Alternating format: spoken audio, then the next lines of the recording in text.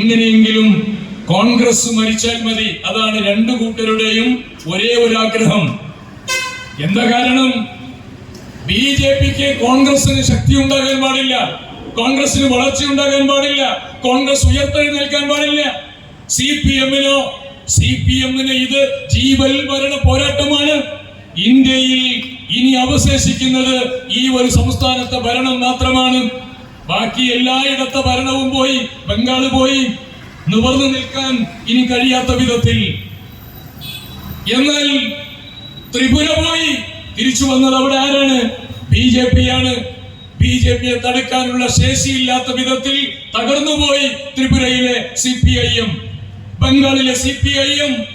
ആ സമാനമായ സ്ഥിതിവിശേഷം കേരളത്തിലെ സിപിഐഎമ്മിനെയും തുറിച്ചു നോക്കുന്നു. തെരഞ്ഞെടുപ്പ് കാലത്ത് പറയുന്നതല്ല, കണക്കുകൾ സംസാരിക്കുന്നു. ഏതാ കണക്ക്?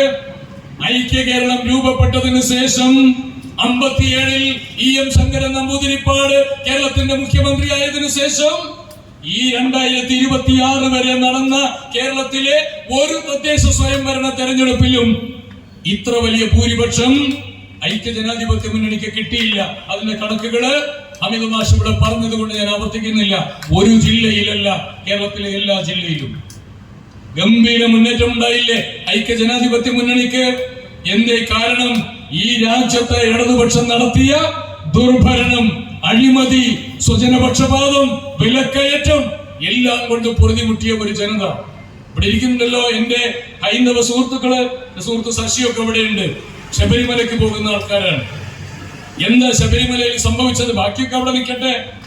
ഞങ്ങൾ അങ്ങനെ ഒരു തെരഞ്ഞെടുപ്പ് കാലത്ത് കേറ്റിയെ പോറ്റിയെ സ്വർണ്ണം ചെമ്പായി മാറ്റിയെ എന്നൊരു പാട്ടുപാടി അങ്ങനെ അവസാനിപ്പിക്കാൻ തീരുമാനിച്ചൊരു വിഷയമല്ലത്. ഈ കേരളത്തിലെ ഹൈന്ദവ മതവിശ്വാസികളുടെ ഹൃദയത്തിനേറ്റ ഏറ്റവും വലിയ മുറിവുകളിൽ ഒന്നാണത്. അവര് അയ്യപ്പന് കാണിക്കയായി കൊടുത്ത അവരുടെ സ്വർണ്ണപ്പാളികള് കാണുന്നില്ല, ദ്വാരപാലക ശില്പം കാണുന്നില്ല, ചുമരിൽ പൂശിയ സ്വർണം കാണുന്നില്ല. അടിച്ചോണ്ട് പോയില്ലേ എല്ലാം. ആരൊക്കെയാണ് അറസ്റ്റ് ചെയ്യപ്പെട്ടത്? മുരാരി ബാബു ഉണ്ട്, പത്മകുമാറുണ്ട്. എല്ലാ കൊള്ളക്കാരും കള്ളന്മാരും സിപിഐഎമ്മിന്റെ ജില്ലാ സെക്രട്ടറിയോ ഏരിയ കമ്മിറ്റി മെമ്പർമാരോ ദേവസ്വം ബോർഡ് അംഗങ്ങളോ ആണ്. അവരെല്ലാവരും ആ കുളിമുറിയിൽ നഗ്നരാണ്. എന്തേ സിപിഎം പുറത്താക്കാൻ കാലതാമസം എടുത്തത്? ജയിലിലേക്ക് പോയ ഒന്നിനു പുറകെ മറ്റൊന്നായി പോയ എല്ലാ കള്ളന്മാരെയും സംരക്ഷിക്കുന്ന നിലപാട് സിപിഎം സ്വീകരിച്ചു. എന്തിനാണ് നിങ്ങൾ ഇപ്പോ പത്മകുമാറിനെ സസ്പെൻഡ് ചെയ്തത്? എന്തേ പഞ്ചായത്ത് തെരഞ്ഞെടുപ്പിൽ സസ്പെൻഡ് ചെയ്യാതിരുന്നത്? ഇതിന് രണ്ടിനും നിങ്ങൾ ഉത്തരം പറയണം. അന്ന് നിങ്ങൾ വിചാരിച്ചത് ഇയാൾക്കെതിരെ ഒരു മൃദു സമീപനം സ്വീകരിച്ചാൽ കേരളത്തിലെ ജനങ്ങൾ അത് പൊറുക്കും, മറക്കും എന്ന് നിങ്ങൾ വിചാരിച്ചു. ഈ അയ്യപ്പ ഭക്തര് കേരളത്തിൽ അങ്ങോളം ഇങ്ങോളമുള്ളവര് ചോദിച്ച ചോദ്യത്തിന് ഉത്തരം കൊടുക്കാൻ കഴിയാതെ നാൽക്കവലകളിൽ സിപിഎം ഒറ്റപ്പെട്ടു പോയത് കൊണ്ട് കനത്ത തിരിച്ചടി ഉണ്ടായി. ഈ തെരഞ്ഞെടുപ്പിലും എല്ലാ ജില്ലകളിലും സിപിഎമ്മിനെ കാത്തു നിൽക്കുന്നത് അഭൂതപൂർവമായ ഒരു പരാജയമാണ്. അതിന്റെ കാരണം ഈ പറഞ്ഞതൊക്കെയാണ്. സ്നേഹിതന്മാരെ, എത്ര വലിയ കളവാണ് അവിടെ നടത്തിയിട്ടുള്ളത്. ആ സ്വർണ്ണപ്പാളികള് അവിടെ നിന്ന് മദ്രാസിലേക്ക് എത്താൻ 41 ദിവസം. അലാവുദ്ദീന്റെ അത്ഭുത വിളക്കുള്ള കഥയിൽ പോലും സ്വർണത്തെ ചെമ്പാക്കി മാറ്റി. ആ ചെമ്പ് തിരിച്ചവിടെ കൊണ്ടുപോയി വെക്കുമ്പോ സ്വർണമാണ് എന്ന് തോന്നിപ്പിക്കുന്ന ഒരു അത്ഭുത കഥ കേരള ജനത ഇതുവരെ കേട്ടിട്ടില്ല, ലോകം കണ്ടിട്ടില്ല. കണ്ടില്ലേ ഈ ഇടതു ഭരണത്തിൽ? അപ്പോ വിശ്വാസി സമൂഹത്തെ ആ രീതിയിൽ തകർത്തു കളഞ്ഞു. ഇനി നോക്കൂ നിങ്ങള്, ഐക്യ ജനാധിപത്യ മുന്നണി അധികാരത്തിൽ വരുന്ന സമയത്ത് ഞങ്ങൾ ഈ രാജ്യത്തെ ജനങ്ങളോട് ചില കാര്യങ്ങൾ വിളിച്ചു പറയുന്നുണ്ട്. അത് നിങ്ങൾ പറഞ്ഞതുപോലെയല്ല. നിങ്ങൾ 10 കൊല്ലം കേരളത്തിന്റെ ചരിത്രത്തിൽ ഇടതടവില്ലാതെ സിപിഎം ഭരിച്ചത് കേരളത്തിൽ ആദ്യമായിട്ട് നിങ്ങളാണ്. ആ 10 കൊല്ലം കൊണ്ട് നിങ്ങൾക്ക് ചെയ്യാൻ പറ്റാത്തത് ഇനി നിങ്ങൾ ചെയ്യും എന്ന് പറഞ്ഞാൽ ആരാ വിശ്വസിക്കാൻ പോകുന്നത്?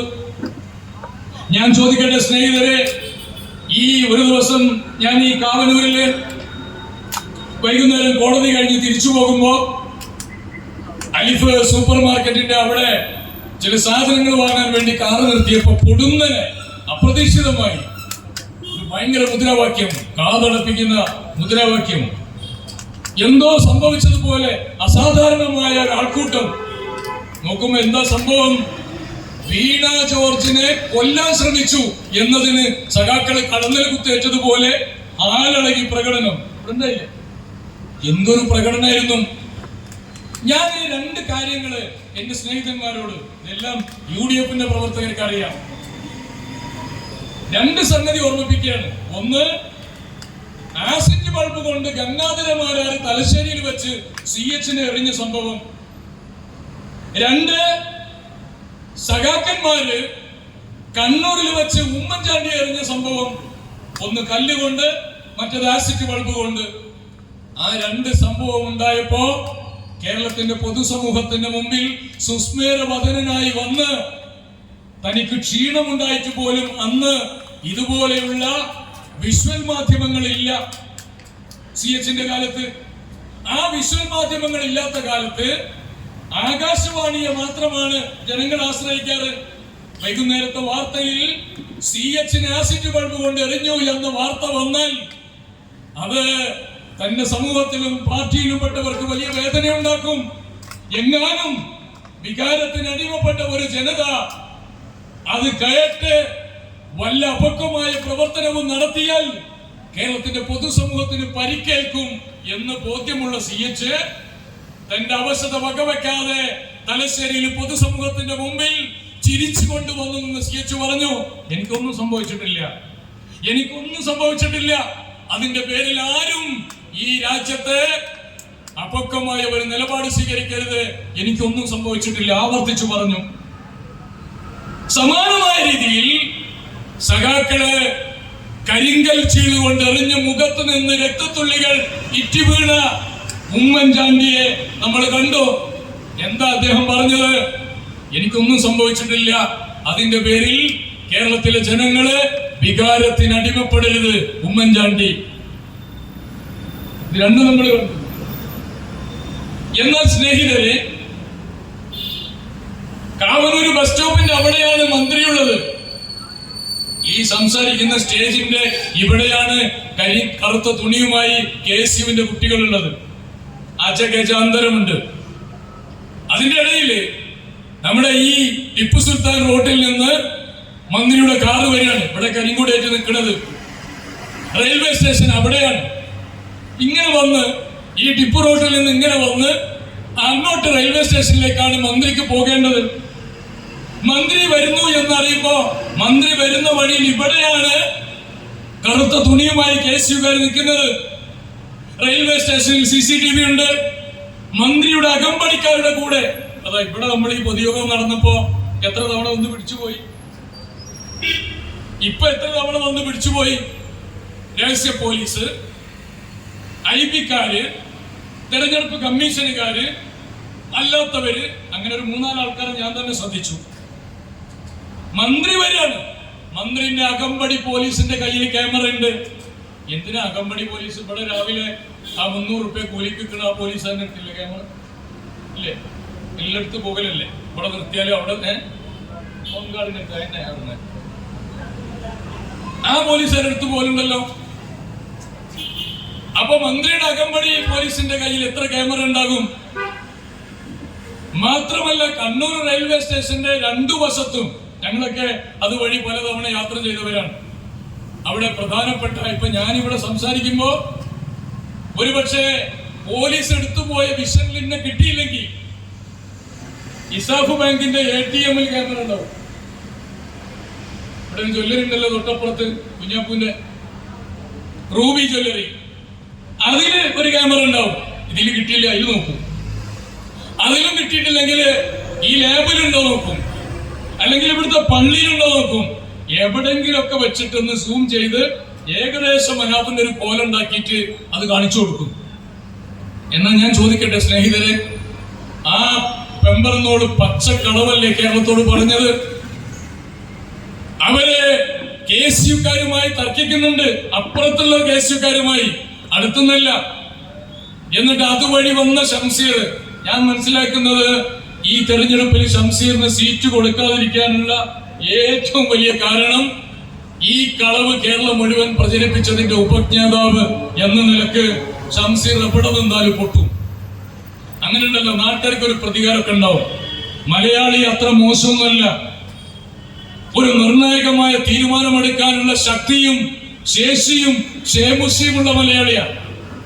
ഷംസീർ തിരുവനന്തപുരത്തേക്ക് പോവാണ്. ഷംസീർ പറഞ്ഞു, ചാനലിലൊക്കെ വാർത്ത വായിച്ച് അഭിനയ പരിചയമുള്ള ആളല്ലേ, ഒന്നും കണ്ട് അഭിനയിച്ചാടാ. വീണ ജോർജ് അഭിനയിച്ചു, എന്റെ കഴുത്ത് പിടിച്ച് കൊല്ലാൻ ശ്രമിച്ചു. കാള പെറ്റു എന്ന് കേട്ടപ്പോഴേക്കിന്, കാള പ്രസവിക്കൂല, പ്രസവിക്കുന്നത് പശുവാണ്.